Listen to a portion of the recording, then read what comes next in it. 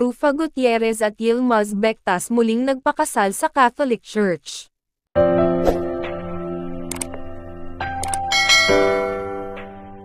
Rufa Gutierrez at Yilmaz Bectas muling isinapubliko ang kasal nila sa Catholic Church.